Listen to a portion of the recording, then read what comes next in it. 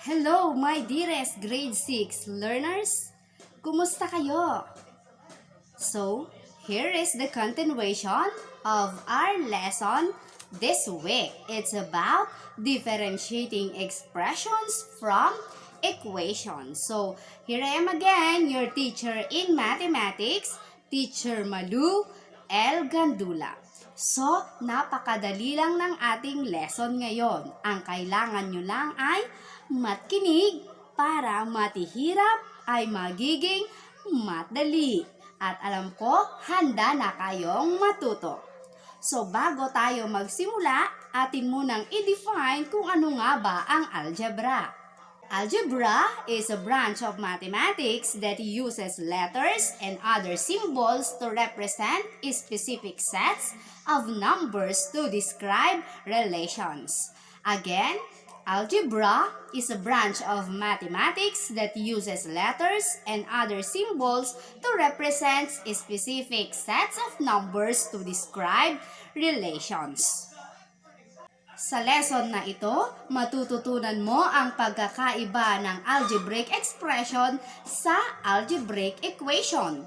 You will encounter not just numbers and operations but also symbols and letters. So ano nga ba ang algebraic expression?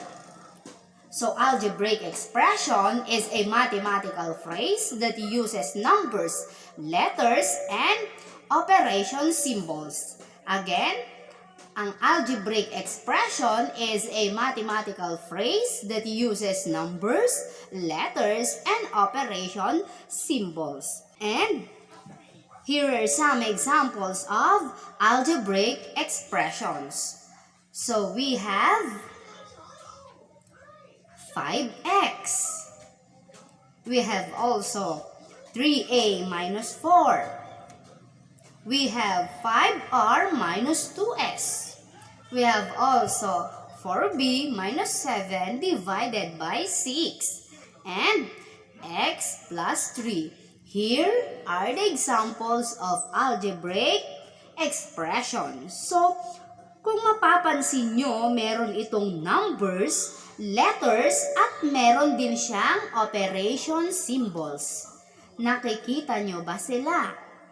Okay, very good. So, sa algebra, meron tayong tinatawag na variables at constant.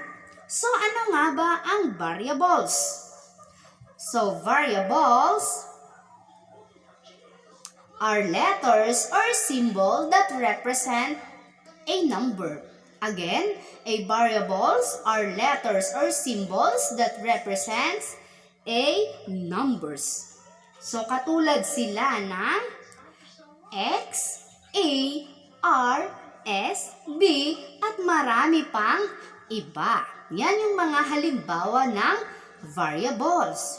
While constant has value that does not change. The number which are fixed value.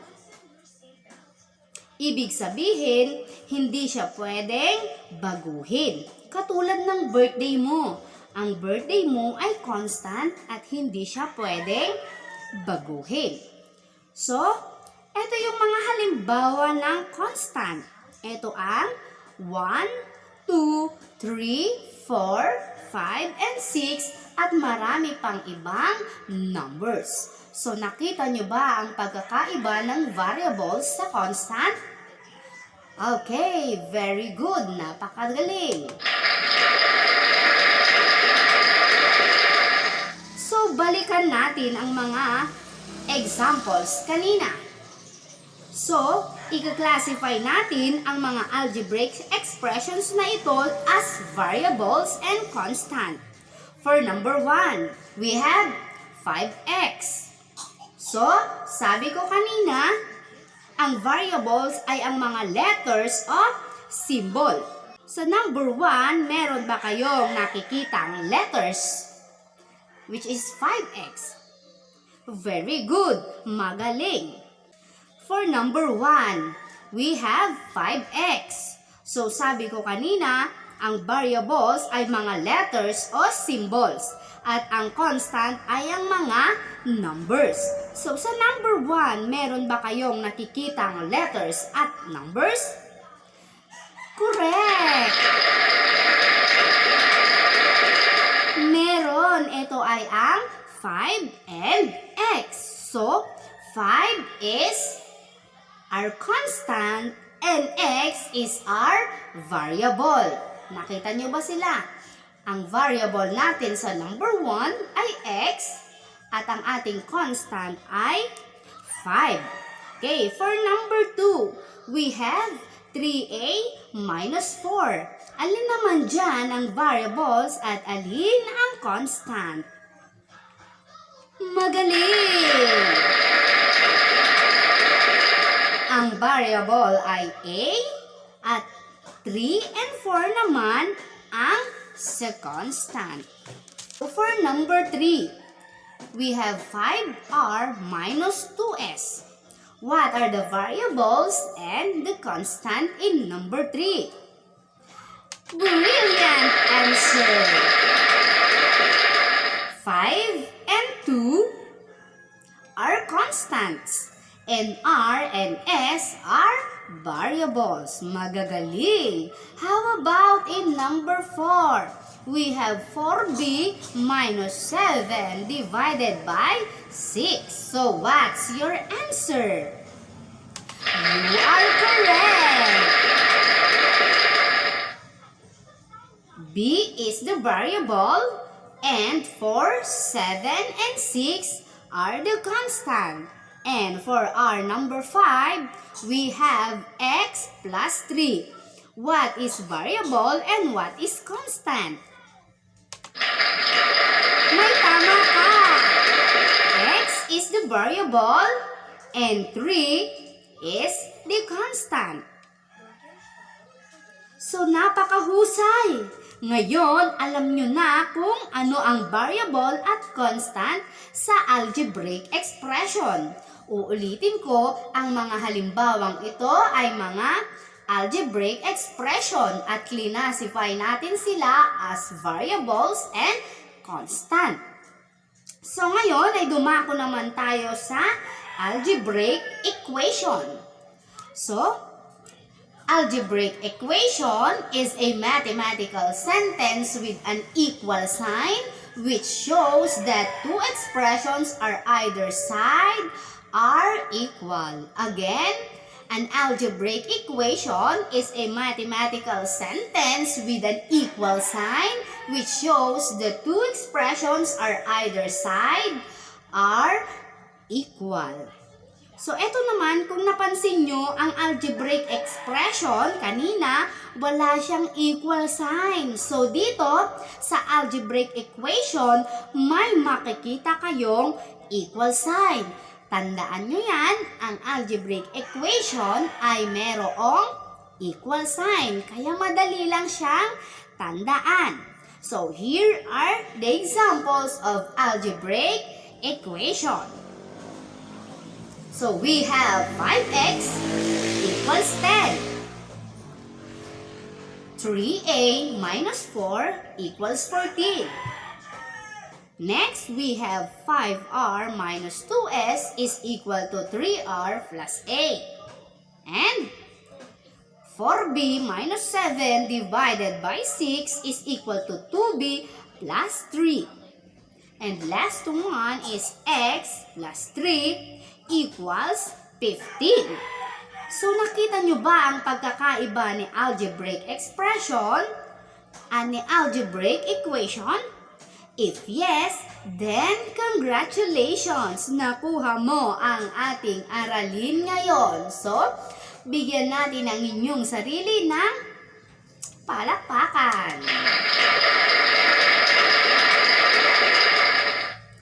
So, let's try this activity. So, I will read the direction. Determine whether each of the following is an algebraic expression or an equation. Identify the constants and variable. So, ulitin ko. At you will determine whether each of the following is an algebraic expression or an algebraic equation. Then, you will identify the constants and the variable. So, for number 1, 5x minus 2. So, it is an example of, is it expression or equation? Yes, you were right. It is an expression. So what are variables and constant in the given number? 5x minus 2. So variable is x and 5 and 2 are constant. Wow, napakahuhusay. Let's proceed to number 2. So we have 3a plus 4b minus, or again, 3a plus 4b equals 2. Is it an expression or an equation? Exactly! An equation. Will you identify the variables and constant? Again, you are very good. A and B are variables and 3, 4, and 2 are constant. So, I am very happy that you easily catch up our lesson this day. You are now ready to do your activity on page 8 and 9 of your activity sheet. But before that, I want you to recall what is an algebraic equation and an algebraic equation. So, sabay-sabay nating basahin.